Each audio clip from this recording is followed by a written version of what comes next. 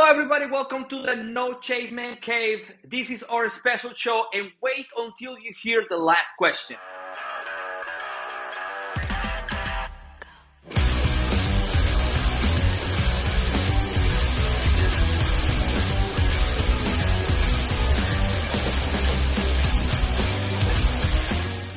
Welcome back, everybody. My name is Tony Allen, and this is No Shave Man Cave. I have here Jay Tilly and Elliot. Go ahead, guys. What's up? What's up? I love hearing you say "no shave man cave" because you have such a hard time with it. I know it's impossible for me. It's Melissa an told me the accent. same thing. It's an accent thing because the ch is pronounced different where I'm from because Uh it's an Andalusian accent, so it sounds like shh instead of shh. It's just complicated, man. Yeah. Hey, it's great to be here. Pumped to get us back together. I do not get tired of talking about wrestling here in the cave. Thanks for putting this together, man. We're pretty jacked. Like you said, there are some interesting questions. Well, there's been a lot of developments. There's been a lot of things that we covered in the past show, which was the first one. You should go and check it out. There's some things that happened that we talked about that became reality now and are part of like wrestling now. You know, Yep. some changes, and then this week we got some new changes, especially this WWE TNA partnership. So that was, I mean, they've been working together for a while, but now it's very official, and there's a lot of Yep. details that are coming out and stuff like that. And well, first of all, first question. Oh, here, wait. We have to do this. We're gonna flip a coin here. Coin toss. Tails. JT, let you go first this time. I was like, wait, we didn't choose. Okay. All right, I'll go first. That's fine. Okay. Let's get it on. Okay, so with the new TNA WWE TNA partnership, what impact will this have? First of all, in the NXT and TNA programming, and could this open the door for some similar collaboration with other promotions? Think about those promotions that are, not being very friendly with other promotions. And if TNA is equal to NXT, the developmental brand of WWE, what does that make all others? AEW, AAA, CMLL, New Japan Pro Wrestling. All right, man, you have 1 minute, 30 seconds. Go. Okay. All right. So first of all, partnerships with WWE traditionally don't turn out very well for the other competition. I mean, if you look at every single, that's how McMahon built it, right? Hey, I want a partnership when he was doing territories, and then took them over. And he did the same thing up through with MLW and a couple of the other ones where he would deny their rights on TV and stuff. Not saying that's going to be the case with this. However, Triple H learned everything he knows about wrestling from Vince McMahon. So I'm not saying it's going to happen, but I am saying it's a good possibility because I kind of saw the writing on the wall with something going on with TNA when they were not paying their talent. They were cutting some of the contracts, letting people go. It looked like they were cutting money down. And next thing you know, this pops up in the news. And I'm like, Now, as far as what it's going to do for TNA and NXT, I think it's great. I mean, anytime you can collab with anybody, it's a good thing. I mean, you mentioned A&W and New Japan, like they collab pretty good. CMLL, like there's some good. I love it when companies can work together. So I think it's a good thing. I think it's just going to give more exposure to the TNA people. What the long-term future of TNA will look like after it is what I'm kind of a little concerned about, to be honest with you. I'm curious to see what that's going to look like. If they end up saying, hey, we're not going to put you on TV as much, we're just going to take all your talent and then close your doors kind of thing down 10 the road. seconds. So that's what I think. That's a quick up and down on it. It's something that WWE's done and they're going to continue to do. Perfect. Thank you. And before the time expired, that was pretty good. All right, Elger. Hey, I've been a TNA fan since way back, and NXT should not be looked at as developmental brand anymore. They are the third brand. I think, you open the doors to bring Jordan Grace versus Roxanne Perez or Cora Jade or, now you're going to have some TNA wrestlers that are going to be, featured more, and this will give them an opportunity with Royal Rumble, WrestleMania, and bring some of those cool matches that TNA has and into the WWE NXT spectrum. They're rebranding the X division, so I'm pumped to see what that is going to look like. There was just a image of Obafemi holding the NXT title and wearing the TNA title, so super cool. What does that mean for AEW, CMLL, AAA, all the other ones, MLW? Everybody is a very close number 2 to the machine that is the WWE. And I think we've grown to appreciate what each one of those wrestling organizations bring. Each one has a different product. Each one is marketed different. Each one hits the ropes a little bit different. And how is this going to help TNA? Mo money, mo money, mo money. 10 seconds. That's all I got. All right. Well, I'm loving the fact that you guys are being very what do you call it earlier? Conscientious of our time. Yes, you're using your time very, very well. This is a lean. You're being very lean with your time on this. Yes, that's the one. All right. Well, I think that you're right, JT. I think that there was some economic issues before that they probably figure out with this. I do still think that NXT will. I know they're saying this is the third brand. I think they still have to have a developmental brand. There's gotta be a filter, or if you're coming from somewhere else and you need to, learn the WWE style, you're gonna have to go through NXT. And I think this is gonna be good. I am concerned about them diluting themselves, right? Because in the past, it's just you take everything from them and leave them with nothing. But again, and you're right. Yes. Triple H has learned everything he knows about wrestling from Vince, but yet he's not Vince. Otherwise, he will not be there, right? All right. Yeah, but TKO, I think TKO has more stroke in this than Triple H. Triple H is merely a face. TKO is writing the checks, but you bring up a good point. So I'm excited to see what's going to happen. I'm a huge TNA fan. So all right. So yeah, one follow up. Sorry. Okay. I know I cut my time short. One follow up. Yeah. I don't think this is a good thing for the workers though, because probably now there's one less place for them to get a contract at. That was the only thing. That was the first thing that kind of came into my head. Yeah, well, if we're going to talk about this, and I know we're expanding beyond our time limits here, but it's what's happening with the studios, right? Some TV studios are really are consolidating, as they call it, and that's just making them not have enough spaces for movies to be developed. So that's less actors would work. It's the same thing here. It's the same thing here. Yeah. Maybe not good for the workers as always, right? Right. So next is we had a transition. Finally, we spoke about it on the previous show. WWE finally moved to Netflix. The show, we can say it was brutal. It was amazing. It was, and then we had a follow-up already this week. And I think the quality of the show, it was really good. I loved the fact that they were explaining to you who the fuck these people were, right? Yeah. Through the whole thing. Okay, so that, not knowing this, with WWE's move to Netflix, how do you see this affecting viewership and accessibility for fans? Could this shift signal a broader trend for wrestling in the streaming era? Is this a move living up to its hype?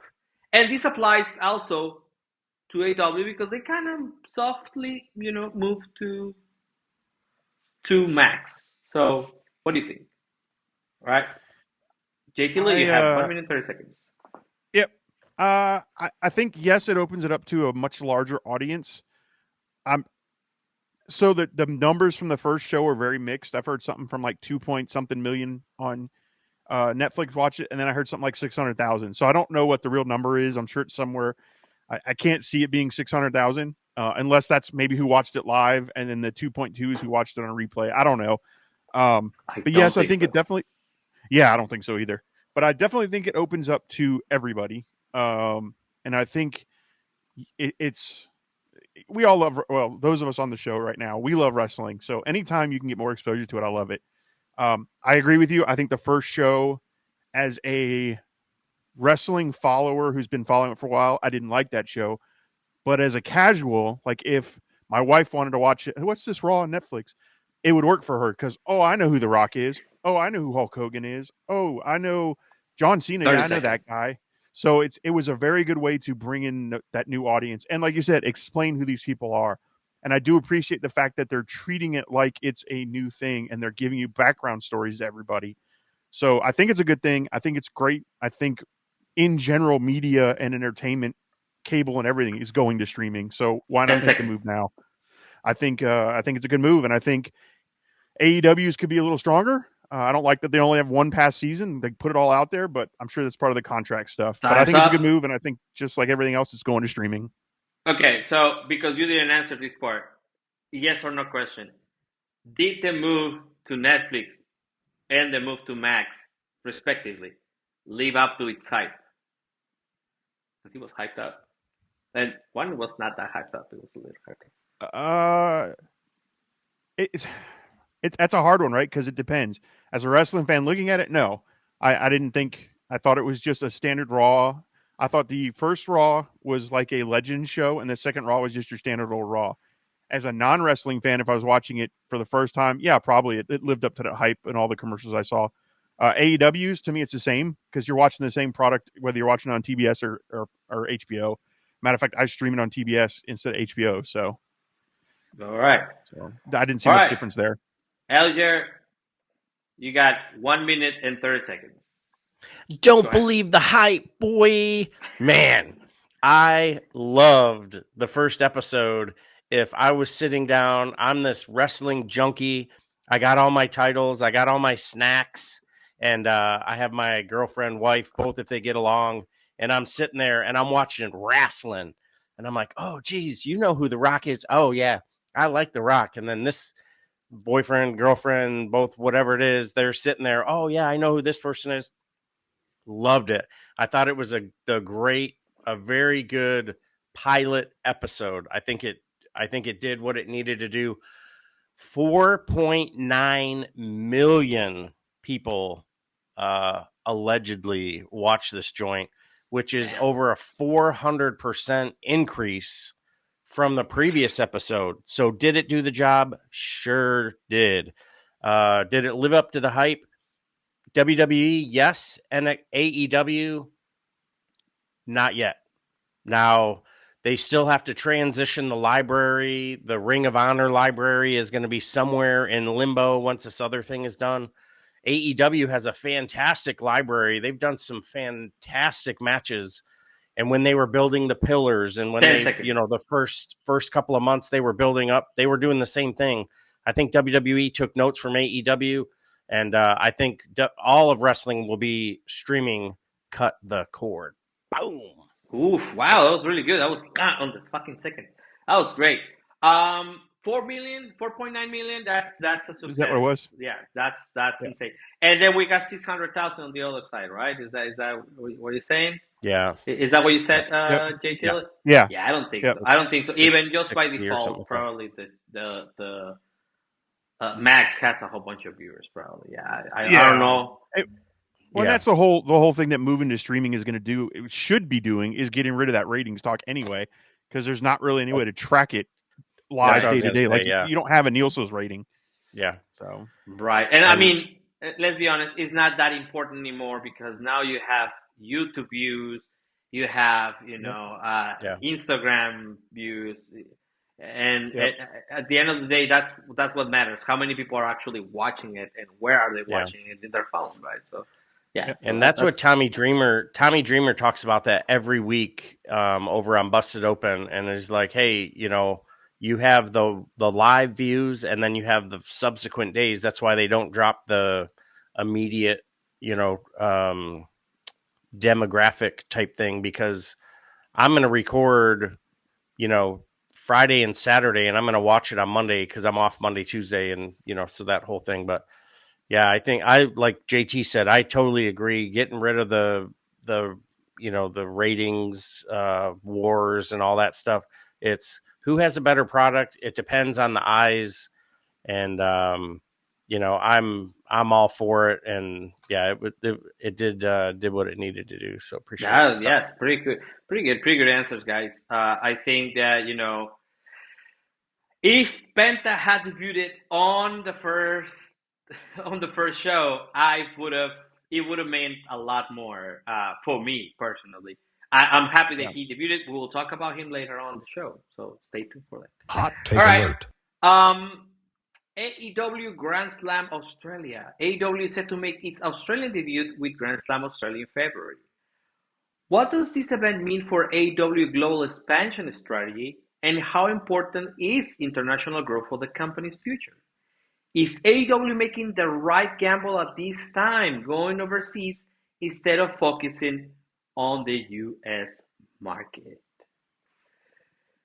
Jason, J. Tilly, you have 1 minute and 30 seconds. I'm not sure if this is hot take. It is a hot take. I will make the decision in the editing, but this might be hot take. But there is another one a little bit further down the line that might be hot take. So if you don't hear the bells right now, it's because later on this will get worse.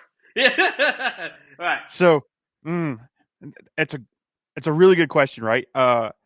Couple things with the Grand Slam. Yes, I think expanding globally is always good for business. Like I said, with the Netflix going global and all that, it's a twofold, right? Like you have to grow your business and your company, but we all see it on TV that the ticket sales and everything, if they're trying to do large arenas, is not working here in the States.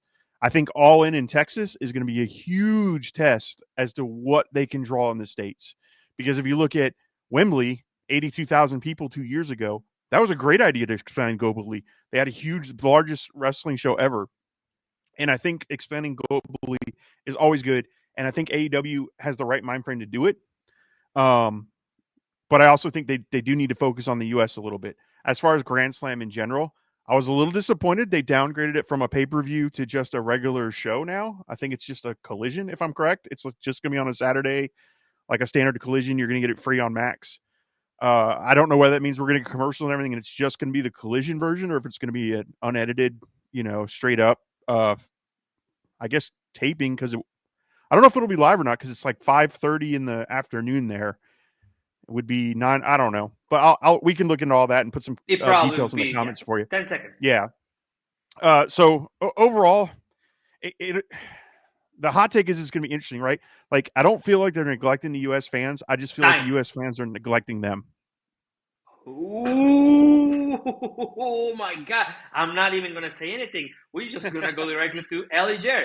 You have 1 minute and 30 seconds. Oh my God. You son of a bee sting. That's a good one. AEW versus WWE with TNA in its hip pocket next. Man, yes. I think expanding, you have to expand, because look at what the WWE is doing. They're taking every PLE international. 2025, they're going to be an old Gay Paris. And, eventually WrestleMania is going to be in Europe. Who knows what's going to happen, with anything that's scheduled in California. Do they move it overseas now? Oh, this is a green light to move everything out of LA because of the fires and everything like that. So are they doing the right thing? I think for the organization and for the company, yes, they need to expand. They need to focus on new markets, because you can't go to Chicago. You can't go to Glen Falls. You can't go to pick the same 7 cities and, along the East Coast. You're only going to fill seats so much. You come back to Jacksonville, we're going to fill Daly's place because we love some AEW, because this is the home, where their home office is, and we're going to be good to go. But I think they're doing the right thing. And JT hitting them with the AEW isn't neglecting you. You're neglecting AEW. Shoo! Go buy your ticket. or JT's gonna put you through the table, brother. Oh wow! So they need to call social services on please because you neglected. Oh my God! Oh wow! That was great. That was great, guys. I think yes. Yeah, it's a double-edged sword. Um, there's I'm not sure. I have some like really weird um takes on like the show on Wednesday. It seemed that it was packed, but then it was only alive for the women's match and the main event. And I don't know that I don't know if that's how it was perceived. I don't know if they need to mic the audience or something because I mean maybe. it got hot. It got really hot a couple of moments on the women's match and then at the main event, but sometimes people seem to be on their phone, so that's just really weird. You know, if you pay for the ticket, go watch the show, guys. Come on, let's just do that. All right. The inaugural Neglecting WWE Women's AEW. What? Neglecting AEW. Neglecting If you want, AEW. I will. I can show you why I believe that. If you want to Dude. give me time, or that's a whole nother podcast. I will. Man. Hold on. Huh? The inaugural WWE Dude. Women's Intercontinental Championship. Is this correct? Lyra Valkyrie, is that her name? Lyra Valkyrie, yeah. Lyra, Yeah. I'm sorry, mispronouncing too American for me. Became the first ever WWE Women's Intercontinental Champion. How significant is this title for elevating the women's division, and what challenges do you foresee for its success of the belt itself? Because I mean, it's belt disappear, bro. You know. Now, this is the most important part of the question here: is should China be retroactively considered the first women's intercontinental champion?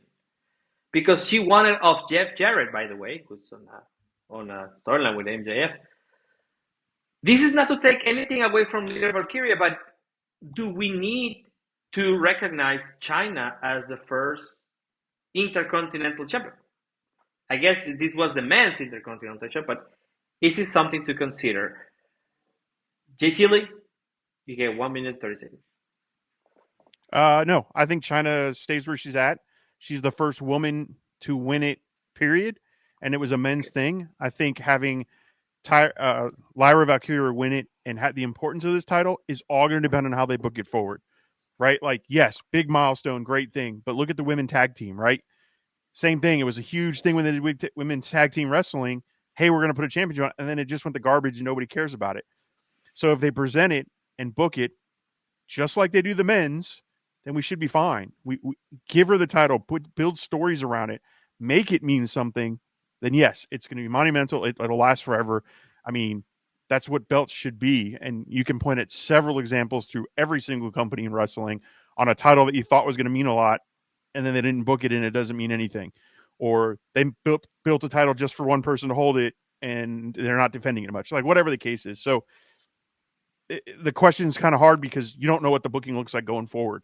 If she comes out next week and loses it, and then the next week somebody else wins it, and like they just keep rolling it through people without any stories, or if they don't build a good background or a meaning to that title.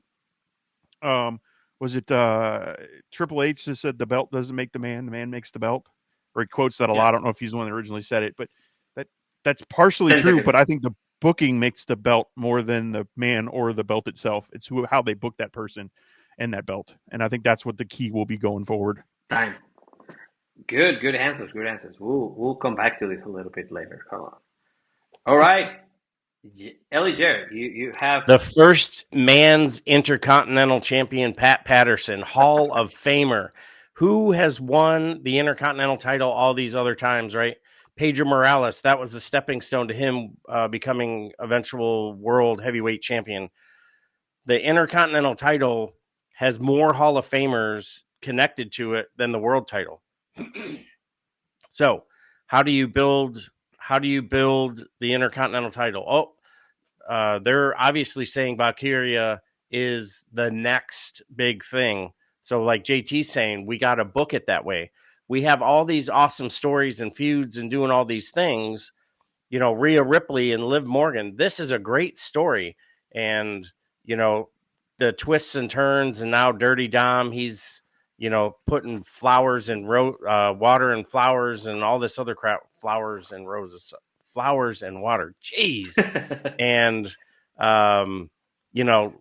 does the title make the person? Does the person make the title? Both are yes. You put the United States Championship on, someone who Jake the Milkman Milliman. We were talking about him the other day. AEW or AWA's resident enhancement talent. They're not enhancement talent. You've got Chelsea Green holding the United States title. She's doing great things with it. Awesome heel. Bam. I didn't get my shit in. Damn it. Yeah, very, very, very good points. I think both of you are kind of the same line here. Wish LJR didn't spend that much time talking about dudes when we're talking about women's division, but that's fine.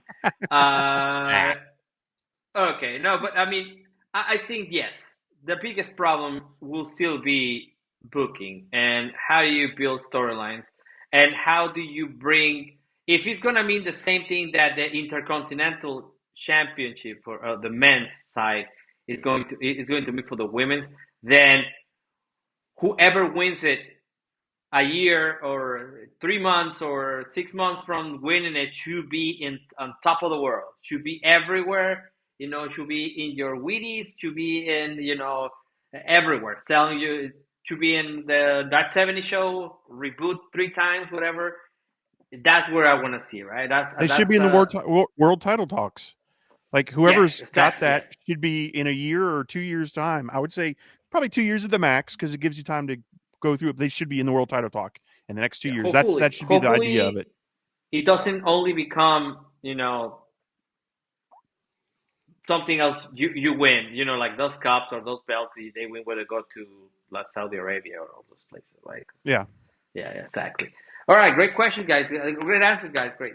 Now we're gonna move on to Wrestle Kingdom. Tune his own arm there. Great question. Yeah, I see that. Yeah, I know. Thank you. Give myself props.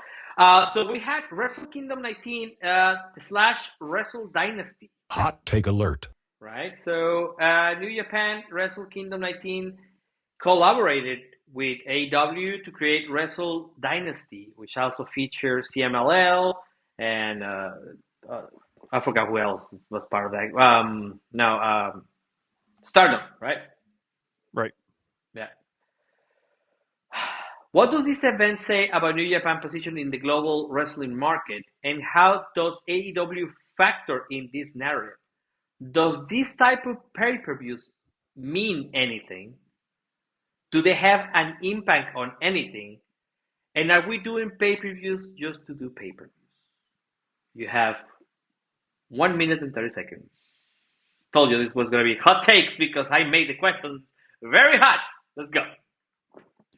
Yes, this Wrestle Kingdom was probably the most weak Wrestle Kingdom of the ones I've watched. It used to be the thing to watch, right? Like as a fan growing up, especially New Japan, man, Wrestle Kingdom was a show. I remember during COVID, it was a 2-day show, and I woke up at 1 a.m. to watch the whole thing. I think New Japan in general is probably no fault of their own, probably some fault of AEW, but they've lost some of those key figures that push them up so high. Will Ospreay, Okada, Omega, the Young Bucks, which is very telling that those people were all back for Wrestle Kingdom and Wrestle Dynasty. Do we need that pay-per-view? I think Wrestle Kingdom, yes. Wrestling Dynasty, I don't think was as important. They could have just folded all into one pay-per-view. Granted, Wrestle Kingdom's like 6 hours long or something, but it was, it's ridiculously long. But there were some good matches and high points. I mean, obviously Omega's return in that match, 5-star classic right off the bat, and made Gabe Kidd, or what's his name? Gabe Kidd? Yeah. Made him in my heart, like he's a guy I didn't really know about, and I watched that and I'm like, oh my God, I want to see more of this guy. And now I'm interested in New Japan again because he's doing things. And now I'm like, well, I saw what he did with Omega. Let's see what he does in the future. So it was important for that, Time. in my opinion. All right. Good. Give us some good points there, man. Elijah, go ahead. You have 1 minute 30 seconds. New Japan, I think it's phenomenal. Great product. The collaborating with AEW, JT and I, we were able to go see Forbidden Door. Very cool. Them combining and sort of diminishing what Wrestle Kingdom historically has been. Wow. I'm, not a huge fan of them, bringing it down. That'd be like WrestleMania, being a damn Saturday night main event or something. And Gabe Kidd killed it. Omega really brought the house down. Zack Sabre Jr. is proving why he's the world champion. And, to diminish what New Japan is doing, I will not do it because I'm a huge fan. Them collaborating with AEW, kind of what we were talking about before, usually collaborations don't necessarily benefit both organizations. Someone comes out on the better end. To see the Young Bucks and Kenny back in New Japan ring, I never thought I'd see the Young Bucks back in. Not just see them back in the ring, but they are now the New Japan Tag Team Champions. They haven't even stepped back in the ring in AEW, so I thought that was pretty significant. So.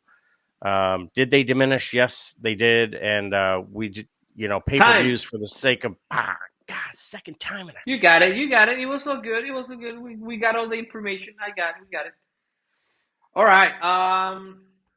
So I watched it, and afterwards I just felt nothing. So I don't know how to feel about feeling nothing for wrestling. So yeah, I don't know. Valid. Yeah. All right. Jon Moxley's AEW reign. Just had I would say the match was really good.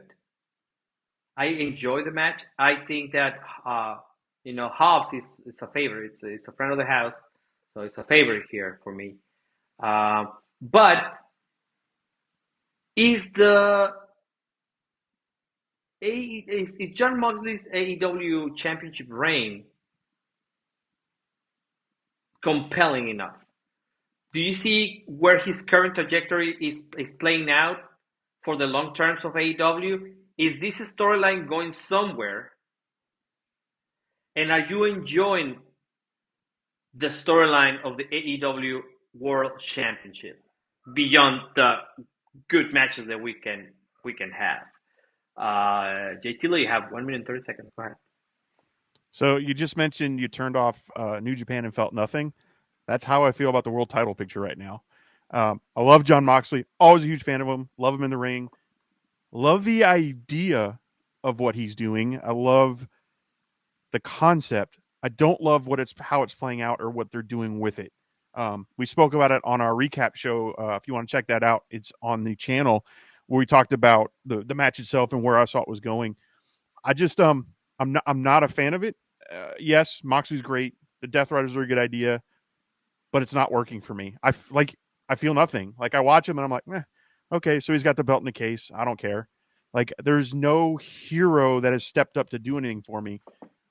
They started to get me when they had Darby Allin, Orange Cassidy, Hangman Page. I'm like, all right, now we're getting there.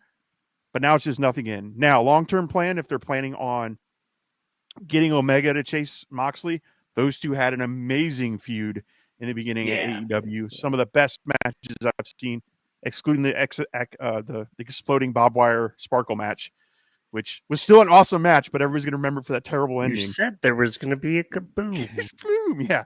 Great match. They could reignite that as Omega trying to get the fire back. However, Omega right now is on a different course. So right now, I don't know where they're going with Moxley in this story. Are they going to give it to Edge, and then Christian's going to cash in on him? And now we're going to have an Edge and Christian feud for the title? We'll see. All right. Good point. We will come back to this because we need to actually.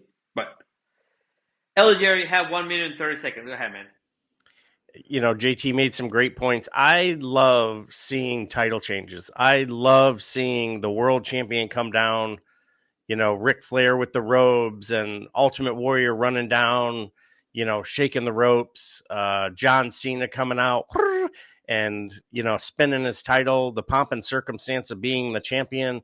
And now, not that I don't like Marina Shafir coming down, I'm glad she's part of a storyline. She should be, if we're talking about title picture, she should be in the title picture.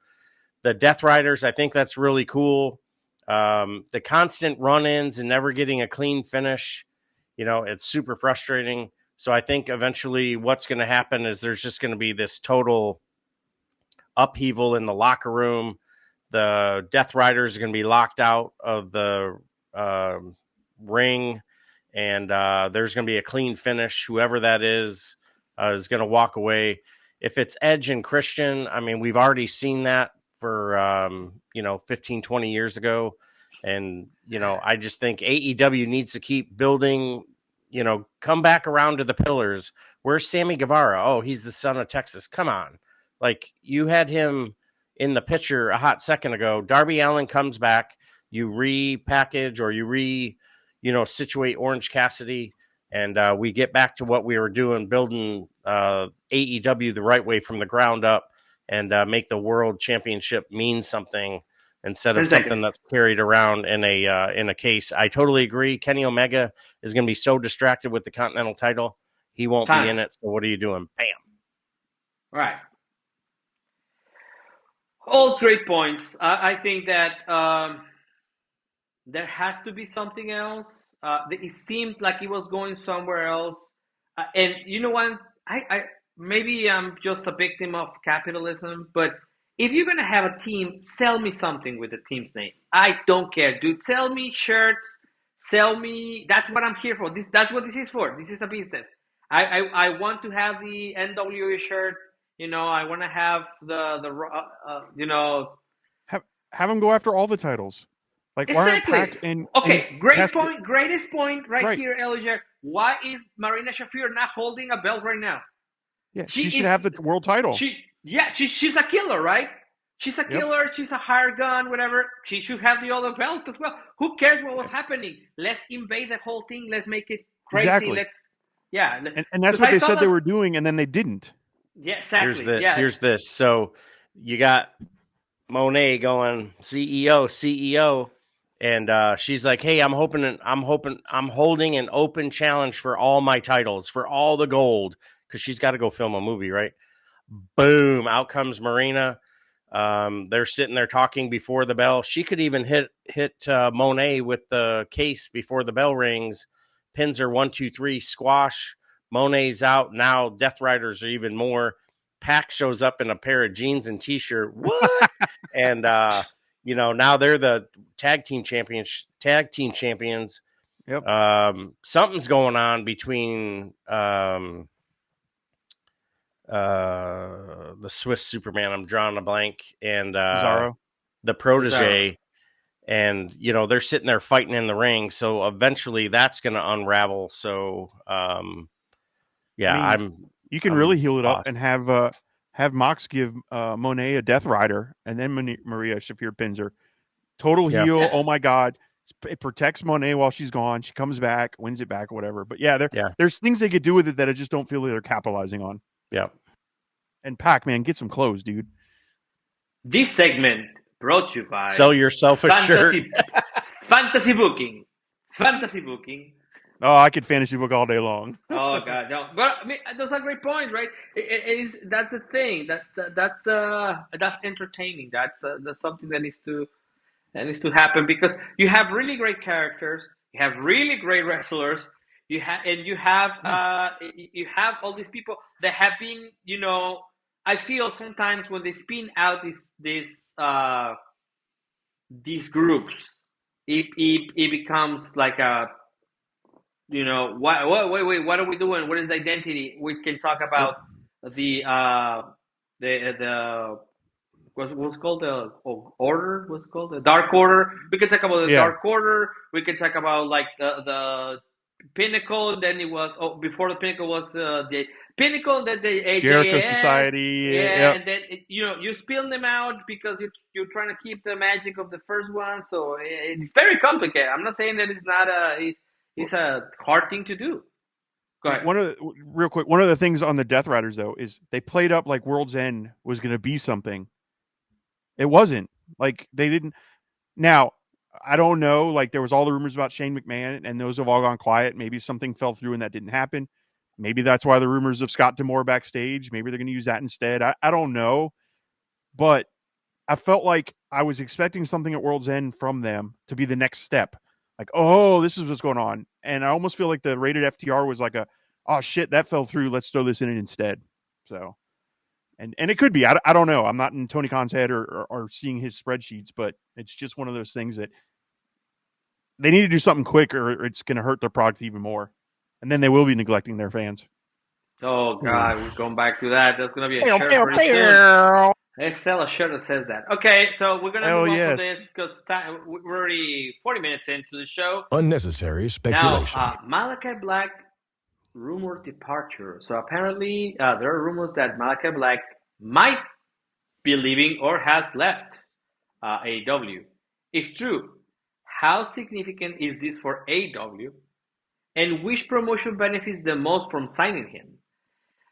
How do you feel about this? If Malachi or Alistair is going to be now goes to WWE, will he shine brighter on that company? JT, you have 1 minute and 30 seconds. Yep. So it's another year, another rumor of Malachi Black leaving. However, this one feels a little more legit because if you've noticed, they haven't mentioned him on TV. When Will Ospreay talked to Buddy Matthews, Buddy whatever he's going by now, he never said Malachi's name or the House of Black. He just said you could do better. When he talked to Brody King, he never said Malachi Black or the House of Black or anything. Just you should change up. So I have a feeling it's real. I have a feeling it's leaving. Which will benefit more? What's interesting about this whole thing, and I think 2025 is going to be interesting for this, is now WWE's in the mode like, oh, we want all our talent back. Well, I have a feeling they're going to hit the same problem that AEW hit, where they're going to get this really bloated roster, and people like Aleister Black are going to get there, think they're going to shine more, which they might for a little bit because he and Triple H, they worked well together. They had a great character system. But eventually they're going to start bringing in all these people. Like, what happens if Omega comes available? You're going to say WWE's not going to throw a butt ton of money at him to try to get him a final run? And Omega wouldn't take that? Why not end your career in WWE? As much as it would hurt my heart. But, like, he would be treated as a star. Okay, well, now Cody is getting pushed down. Now Cody's going to jump back to, like, there's all these things that can happen this year. A lot of contracts coming up. And if WWE keeps going out and gobbling them all up, plus they just gobbled up TNA, they're going to run into the AEW problem of having way too many people on their roster that they're not going to know what to do with everybody. And somebody's going to get butt hurt and somebody's going to start chirping off online and wanting to go to the other company. All right, time. Great time management as well. Great points. We'll come back to this. Elliot, you have 1 minute and 30 seconds. Come back to a lot. Yes. Malachi Black, Aleister Black, back in the WWE, I think is going to be phenomenal. He'll be back with his wife. I think it'll be a good thing. Does he go to NXT? There's a really good chance that he could go to NXT. Does he all of a sudden become, the leader of, some faction, or is he going to be a standalone guy? Not really sure. Triple H loves him, some Aleister Black, so I think that's going to be really good. You talk about all of the, everybody talking to the members of the House of Black, you can do better. Then talking to Brody about, you're the one, you lead it. You get the ball rolling when him and Hart were standing there. So I think he's gone. There's rumors, there were things that were and weren't working over at AEW. We're going to get into a situation where you've got 3 hours of Monday, 3 hours of Friday. You're going to have a monthly Saturday night main event. You're going to have NXT. You're going to have Twitter or X, whatever it is. And then all of the PLEs and the house shows. So I think there's plenty of room to go around. And Aleister Black, I think, or Malachi Black is going to flourish back inside the machine that is AEW or WWE. Sorry. All right, time. All I have to say, and you guys make amazing points. I think that fantasy wherever booking. he goes, if he comes back, maybe he's just taking another break. We don't know, really. You did mention that they haven't mentioned him at all, or the House of Black, or all that stuff. I would say this is a great opportunity for Julia Hart. Yes. This is a great opportunity for Julia Hart to be the leader of the group and just like character development like a motherfucker, and then create this like super huge monster like witchy whatever the fuck you guys want to do. She would be amazing if you have these two other guys follow her. That would be a first, right? But then Yep. she can back it up because she can like wrestle. She's still pretty young. She still has to learn a lot of things, but she can actually. She will go for the crazy spot. Let's remember the table spot that was crazy. Remember that? Okay, yes. Almost killed her. Yeah. Yeah, almost killed Former her. Yeah, TBS, she almost landed former her neck. TBS champion too. So I mean, Former she's got TBS champion. she's So got she she's has got a some lot. credibility. Yeah, she has a lot to build on, and you can. Yeah, exactly. She's credible as the leader. Okay, this fucker left. Fucker, good sense. This guy left. Now I'm the leader of this, right? So that's a great opportunity, I think. Yeah. All right, guys. That was really, really good. Okay, so WWE's Royal Rumble 2025. So apparently everybody declared for this now. Like it's just how many people are gonna be in this thing? Are we looking forward to the Cody? Is it Cody and Kevin Owens that they're having a match? Is that the most important part, or is the Royal Rumble the most important part? What is your prediction for the Rumble winners? Of course, that becomes WrestleMania's main event, or does it? We don't know anymore because that last year shit that was kind of weird. Again, is the Royal Rumble this year taking a backseat because of the other news that are happening around this time? And we already have kind of idea of what is going to happen. Is it kind of predictable? You have 1 minute 30 seconds. JT, go ahead. So good point that it is taking a back seat because, as I said before we even came on the show, is hey, when's the Royal Rumble? And that's telling, right? Like, I'm a wrestling fan that follows it, and I don't even know when it is. So, predictable. I could have said yes. I thought I was going to be able to predict the winner immediately because I thought it was going to be CM Punk. But now the whole John Cena thing, and so I don't know who to predict. I'm still predicting it's going to be John Cena because I think CM Punk, Drew McIntyre, and Seth Rollins will all three eliminate themselves by fighting or whatever, and that'll continue their feud going on. However, that does take CM Punk out of his WrestleMania main event unless they do night one main event, triple threat. I don't know. So there's a possibility for that. And then Cody Rhodes and Kevin Owens. I think you're going to see Cody Rhodes go over. And then what I would like to see personally is lights go out, lights come on, Aleister Black kicks him in the face like he did when he debuted in AEW. And that's how you push Aleister Black right to the top of their thing. You continue a feud from before, which would be something WWE doesn't usually do. I think that'd be cool. Like, I was going to bring it up in the Aleister Black thing, but I'm like, ooh, we're going to talk Royal Rumble next. I think that'd be a way to bring him in. Like, just continue the feud on. And they could talk about, like, these guys feuded outside of here or whatever they want to say. But, yeah. In the company that doesn't exist. Right. And the company and the previous company. Yeah. Because, CM Punk didn't work for 10 years. But I don't know. That's what I see. Yes, it's overshadowed because, like I said, I didn't even know what was going on. So, yes, that is a problem. Elijah, you got 1 minute and 30 seconds. So Royal Rumble is happening in Indianapolis the first Saturday of the month of February, and everybody and their brother is declaring for it. Right now, the only woman that has declared for the women's one is Nia Jax. Does that say anything? No, because you're going to have a bunch of TNA, you're going to have a bunch of legends, and then you're going to have folks from NXT, probably 3 or 4 from NXT. So that's going to be pretty significant. You've got LA Knight, John Cena, Roman Reigns, CM Punk, Seth Rollins, Drew McIntyre, and then Rey Mysterio just declared for it. So like JT was saying, John Cena comes out, he wins it. What does this do to CM Punk's main event? He will end up in the main event. I believe he will be competing for a world title on night one. Hopefully not a 3-way dance because I think he deserves better. And John Cena takes this into night 2 to compete for the world title. I don't know. I mean, the only thing that would make sense is that Kevin Owens wins, John 10 Cena seconds. beats Kevin Owens at WrestleMania, and then John Cena and Cody Rhodes have a program because John Cena raised Cody Rhodes' hand to declare him the next big thing. Wow, you got your shit in right on the last second. That was pretty good. I don't think Cena wins at all. I just, you know what? I was thinking the other day, and I I think that somehow he actually goes for the U.S. title, and that's how he retires. Because if we remember anything about this guy, was the run as the United States champion. That's where the spinner belt came out. That's all that stuff, right? So, But yeah, go ahead. counterpoint, I think WWE wants him to break Ric Flair's record, so it would behoove them to have it as John Cena breaking that record.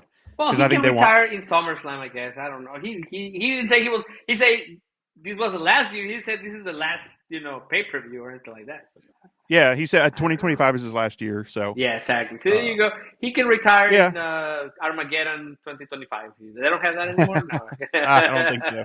That was That was the end of the year pay-per-view when I was a kid. So, yep, it used to be. Yeah, go ahead, Edgar. You have. Oh, your microphone died. You're muted. You muted. Okay, yeah. Somehow it comes back around that John Cena somehow wins the title.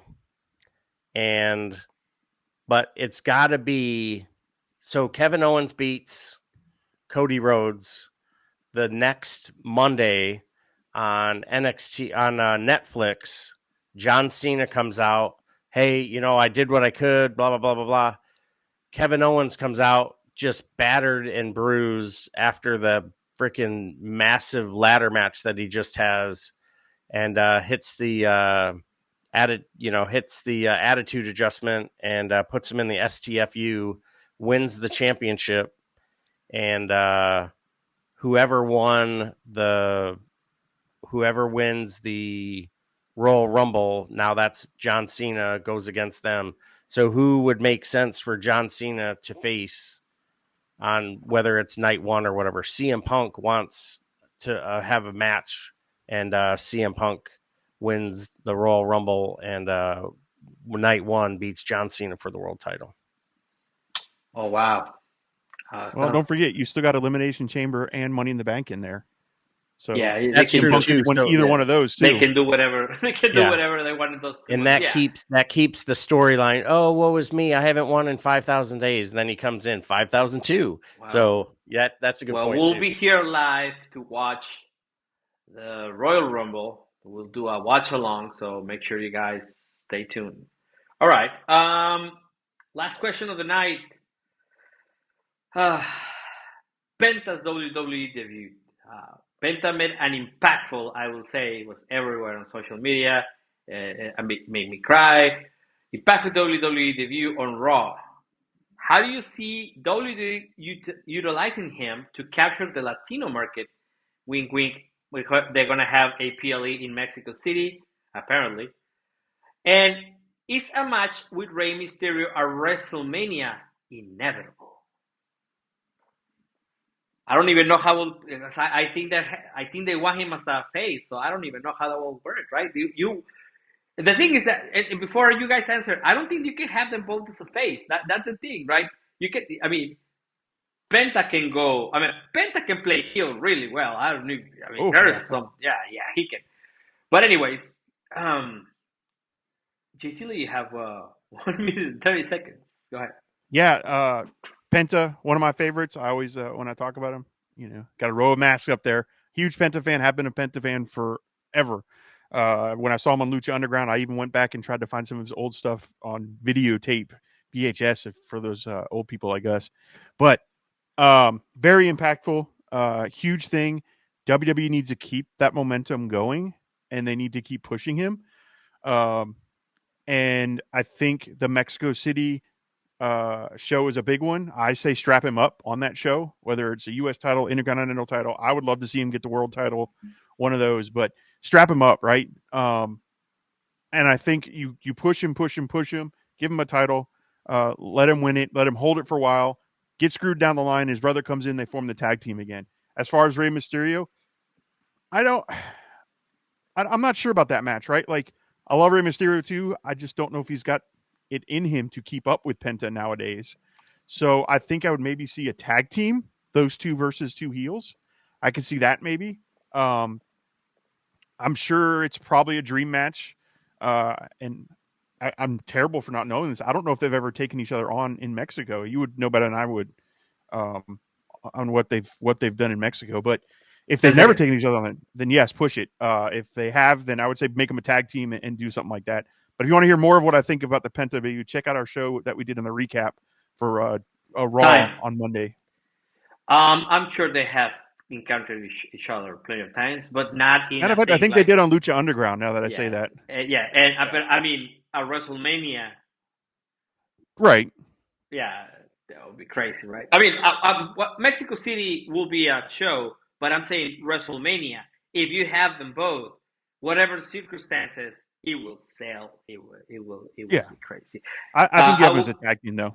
I will go back to one of your points after LA Jerry gets his SHITN. Go ahead, man. You have 1 minute 30 seconds. Stuff.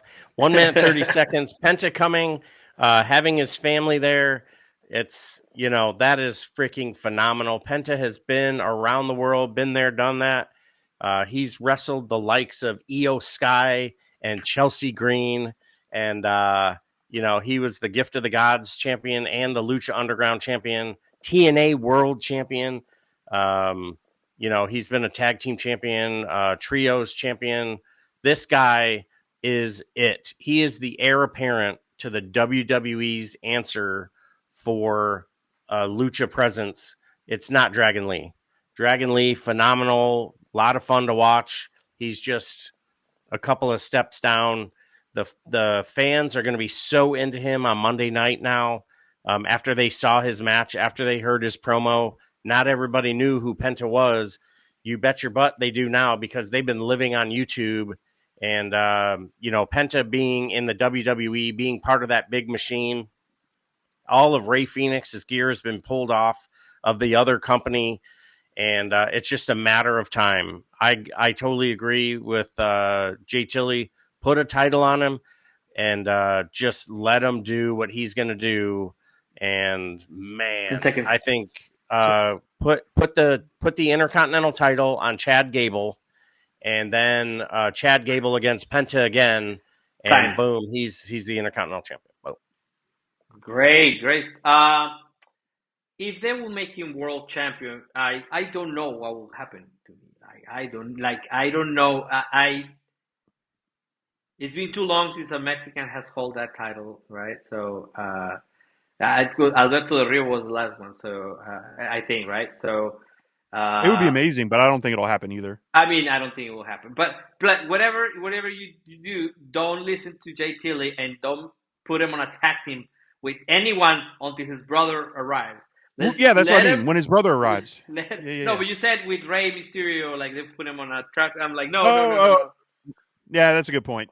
No. Let's not do that. Let's just keep him. Or you bring his brother in as his first major feud. Oh, that would be crazy. Yeah, you left me over here, and I was like, oh my god, that's great. That would be a good way to bring his brother in, because if Penta ends up having this great singles run, and AEW doesn't want to break that by putting him in the tag team scene, you could totally bring in Phoenix as his first feud and have Phoenix play the heel, which is an odd thing for Phoenix to play, but that's one way to do it. Sink or swim, but yeah. Yep. Yeah. I mean, it was like Cody versus Dustin at All In, and that was the match of the year. And it's a match. Maybe that's how they introduced Ray Phoenix. But I don't know. Maybe I don't know. They definitely. I think he needs to be a face. Ding ding ding. I really think they need to keep him a face, because that cat is going to sell some freaking merch. Hell yeah! Yes. I'm already on there looking. Yeah. All right. If I was employed, I'd already have a hoodie. I think that Penta's debut got him a dream come true. There's different dreams for different people. There's different goals. There's goals everywhere. Everybody should be able to reach whatever goals they want to reach. it's very hard, especially for a guy with a complex life such as these two. I mean, Ecatepec is no joke. That place is complicated, and for him to be, on top of the world, doing everything he ever dreamed of, and having a life of accomplishments, man. Like this guy has accomplished in so many different. He's worked hard. He's everywhere. He goes, knocks it out of the park, right? So Yep. just happy for him. All right, Final everybody, we thoughts. have come to the end of the show. JT Lee, Eliger, you guys want to mention something that impressed you throughout the week? Something that make you say, "What the f?" You got again 1 minute 30 seconds each. This time we're gonna flip it around. Eliger, you're gonna go first. Go ahead. I mean, you saw The Rock show up at NXT. You saw Bayley show up at NXT. You saw Bayley jump the guardrail and go face to face with Nia Jax. This is my city when she was defending the San Ho. And, there is so much really good stuff going on. You've got streaming services all over the place. I love the banter on social media. And, who knows what's going to happen with Liv Morgan and Dominic. Dominic won the heel of the year from Pro Wrestling Illustrated. You had Cody Rhodes. He won Inspirational Wrestler of the Year, Wrestler of the Year, and then he won another one. So he won 3 awards. Bless you, brother. So thank you. So he won 3 awards from Pro Wrestling Illustrated. So super cool to see, all these great things. And then the funniest thing I saw had to be MJF sitting next to Monet. Monet was holding all her titles except for the TBS title, and Max was sitting there holding it. I know he liked holding that. So, but yeah, it was a great week. And probably the highlight, seeing Penta within the WWE machine and the legit emotions from his family. Love it. Time. Good. That's all good stuff. JT, look ahead.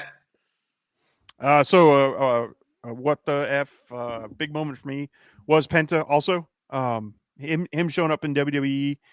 I was concerned at first because I'm like, man, what are they going to do with this guy? How are they going to present him? Is everybody going to enjoy it? And I think it was huge, not only for Penta, but I think for anybody else that's in that other company now can go, oh, maybe they will present it. Like WWE is showing a track record like, hey, if you're a star in AEW, we'll bring you here and make you a star too. So I think that's good business by WWE because now you're going to get people like MJF or anybody else that might jump ship that could go right to the top. And Aleister Black coming back. I think that was a good way to present him, and I think it was a very strong debut for Penta. Also, another thing that impressed me hugely, and I don't think we talked about much, was the Hurt Syndicate and their dominating performance in the tag team division over in AEW. Looking forward to them getting those tag team titles and making AEW where tag team means something again, because that's the tagline when they started, was one of their major taglines.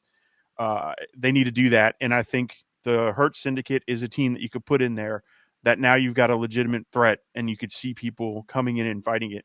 I think one of the main reasons Motor City Machine Guns went WWE is because AEW wasn't fulfilling that promise of tag team wrestling. And I think they went somewhere where they knew they could make an impact right away. So I think putting that on the Hurt Syndicate and their performance and what that match showed, I think is going to be good.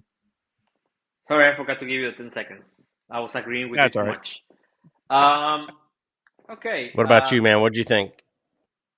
Well, of course, Penta's debut was amazing for me. Like I said, I cried with the promo. What he said. Because you personally got a thing with him, yeah. Well, yeah, of course. Of course.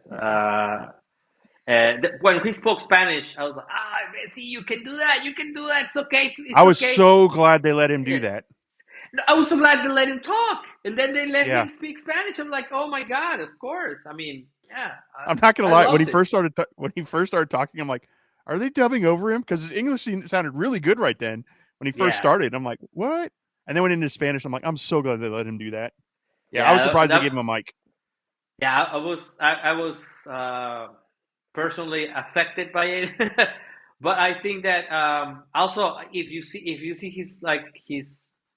he's gonna go infinite on this because just in this week his Instagram grew 200,000 people. So Oh my God. it's gonna be insane. Yeah, it was a 498 something like that. It's 620 something like that. So I think that that's great. That made me very happy this week. Also, I mean, we already knew it was gonna happen, but it was a what the fuck kind of moment for me. Yeah.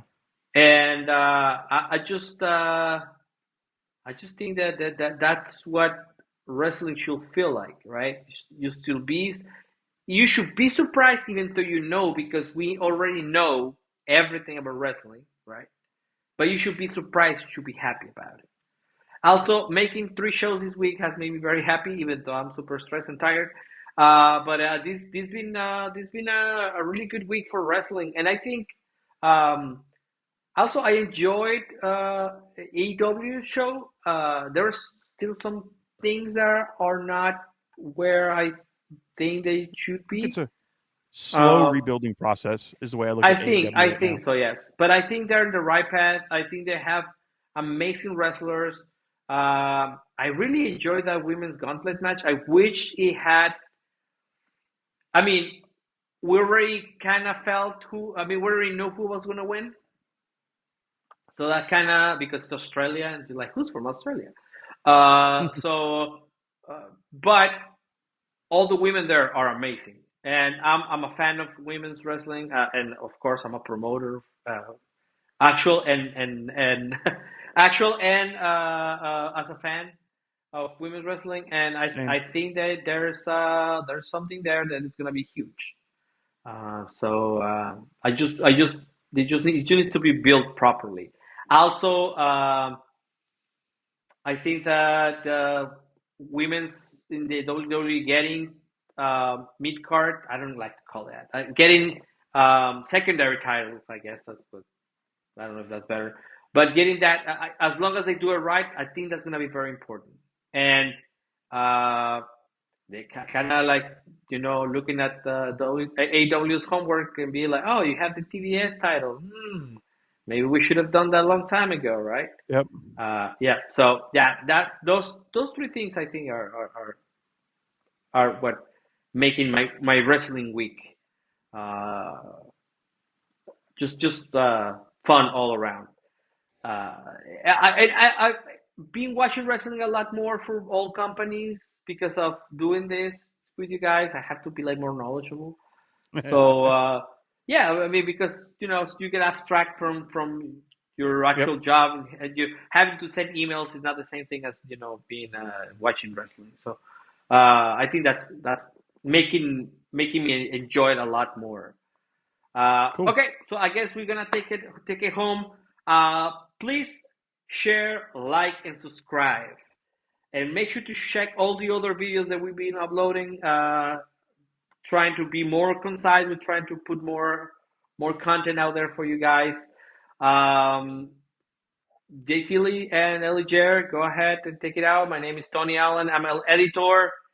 Follow me in social media at Tony St. Allen on Instagram and X. Go ahead, take it away, guys. All right. And yeah, we are the No Shave Man Cave. Follow us on social media, wherever you get your social media from, No Shave Man Cave. If you want the audio version of our shows, we put them out on our podcast, wherever you get your podcast from, No Shave Man Cave. And if you want to get in touch with us, noshavemancave@gmail.com. Until we get our website out, then you can go directly there and contact us. I want to shout out to everybody. Thank you, Editor, or as I've started to call him, T-Dog, for helping us out on this and getting us going and getting us, this beautiful squirrely stuff going on, and all the little pop-ups you've seen is all him on the backside. Truly appreciate it. Helps us kind of focus in on the show and keeping us online. So really do appreciate that. That's it, man. Hot tag. You got it. Take it home. Hell yeah. To our brothers and sisters in arms, thank you so much for what you do. To our first responders, keep doing what you're doing. Kobe Bryant's wife recently donated all kinds of shoes and socks and stuff. So shout out to looking out for them. Thank you so much to Tony, JT, and everybody who's been hitting us up. Keep it up. Let's keep on the grind. 2025 is the year of the cave. So until next time, take care of yourselves, take care of each other, and we'll see you on the floor.